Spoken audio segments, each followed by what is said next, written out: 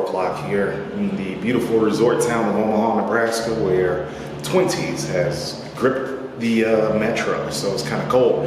Anyway, time for legs. Today, the goal of the session is to just blow the legs up, right? It's just starting after deload, so we're back in the second week. So not trying to really go to failure on a lot of my sets, just a couple, but really what this particular part of what I'm trying to accomplish is that I just want a lot of volume to blow the legs up. We're going to work in a high enough intensity range where we elicit some growth, but I'm just looking for blood volume. Lots of blood volume, blow the legs up. And, you know, they'll get touched again on Friday. So, with that being said, I'm going to get to it. I'm going to talk you through it, and hopefully you can glean some type of wisdom from it to apply to your own leg training. So, really, let's just work hard and ask questions later. All right, let's go. Okay, as I've stated before, this is a high volume phase. So why after so many blocks of training where my work sets have been between 2 and 3, why are they now up a couple, 2, 4, and 5? For a very simple reason. It's good to vary the training that way. Now, some people can keep training at a relatively low volume for a long period of time. However, I am of the thought process that the more training that you can put yourself through in a given session, granted, it's productive training, which there's that debate of volume training being productive training or not productive training. That's a debate for another day. Anytime that you can put yourself through an extended period of training or an extended time of training, I feel is going to be beneficial as long as you stay locked into the workout and take a few sets to failure to make yourself mentally stay engaged with the workout.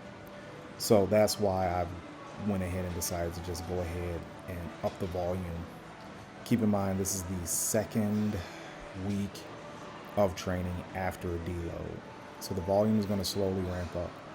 I stayed with 5 sets here on the seated leg curl, as it is a great hamstring exercise, and I only went to failure for about 2 sets, and that's the final 2. Jay Cutler famously once said that in volume training, some sets are going to be more beneficial than others, and that's the approach I'm taking. Not every set is going to be balls to the wall, ready to go. Hamstrings are ridiculously pumped right now, so I'm going to keep in that theme, and now we're going to go to the Nautilus glute hip drive.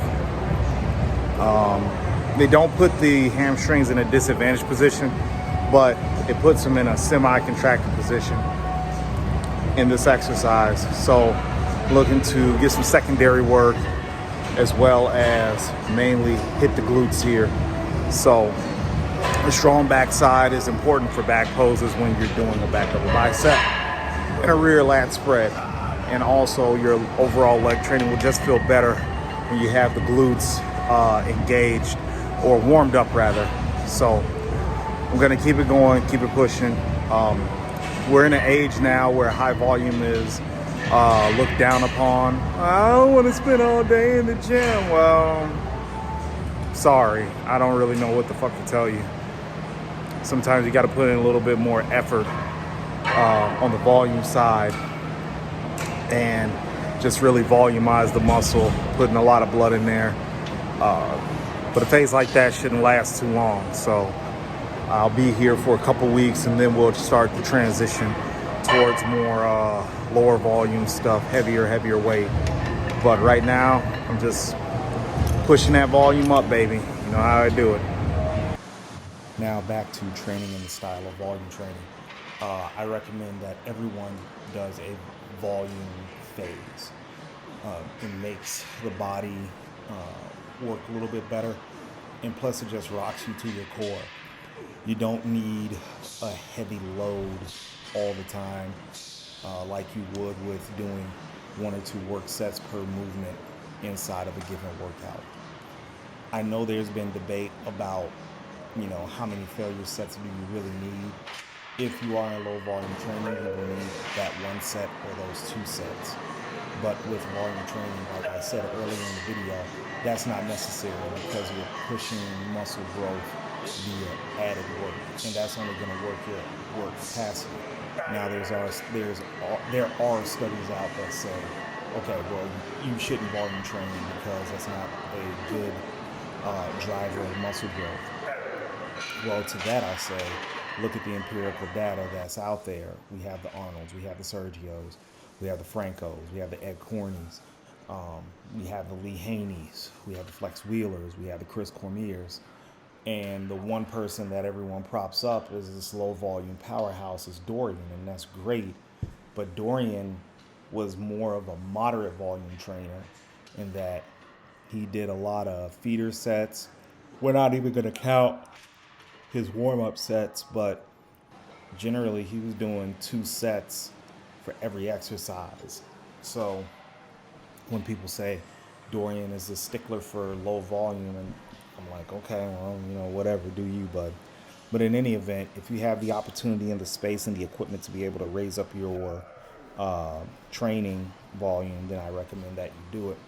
And a simple way to do it is just to take the exercises that you're doing now and add a set, and then keep working that, and then add another set, and then keep working that, and then if you want to, add another set. I don't do over 5 sets if I'm doing a exercise. So it's 5 sets for that exercise, and then I move on. Regardless if I hit failure, 5 sets, you can choose the minimum rep count that you would like, but 5 sets are kind of my limit, so I just leave it alone. And that's what I recommend to everybody. If we're going to do volume training, we need to limit the overall intra-set volume to 5 sets per movement. And then usually that 5 sets is really just one, the lead-off exercise. So the lead-off exercise was for hamstrings, see leg curls, for quads, leg press. I stated each of those for 5 sets, and then I went from there.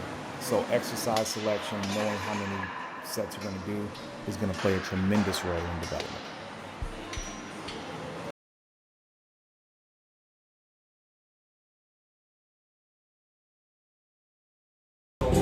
Okay, postscript in Walmart, getting some shopping done. So wasn't able to film it in the gym because I was just tired and wanted to go home. But basically the goal of that workout is to just volumize the muscle at the beginning of I wouldn't even say a mesocycle, just at the beginning of what I'm trying to form up as the weeks progress. So we start out with a little bit lighter weight, higher volume, and then we progress it to more of a lower volume, higher weight type deal that you see. I'm just getting to the point in my training age where I can lock into 1 or 2 sets, like really, really lock in and just really blast it. But the problem with something like that is that when you get to a certain age, even though you're locked in, you can't use the heavy loads that's required to be able to break down the muscle where it needs to be. And you can't do too many forced reps because you'll blow something out. So the good mixture of having volume at the beginning and then higher intensity at the end kind of keeps your body fresh, keeps your mind fresh as well, because it's difficult to lock in for those couple of sets. Even after a while, even after you get used to it, like that's a lot of mental energy that you're just expending. And if you have other areas of your life that needs that mental capacity, even for an hour, like that hour is draining you for the rest of the day, at least in my experience. So it's something I can't keep up for a while. So that's why I'm doing 12 sets for quads or 8 sets for hamstrings, 20 set workouts, something where I don't have to lock in every set. Some of those sets are not to failure. They're not to failure at all. It's really just to blow up. So, again, volume training has its place. I get what studies say. I get what internet personalities say. I understand it. But I'm here to tell you that it has its place in your training. It just has to intelligently be put in. All right. So, guys, thanks for watching. Like and subscribe to the channel. If you haven't been in Walmart, they got some really good deals going on. That's not a plug. I kind of hate Walmart and kind of hate capitalism in general. But anyway, if you're looking for some sweaters, they got $20 Reebok sweaters. You should probably get some. But in any event, thanks for watching, guys. Please like and subscribe to the channel. I'll be bringing more content. Got an upper body session, mainly push session, that I'll be blasting out on Thursday on my Founders Day. And hopefully that'll get you some big pecs so you can get some big checks. All right. Talk to you later.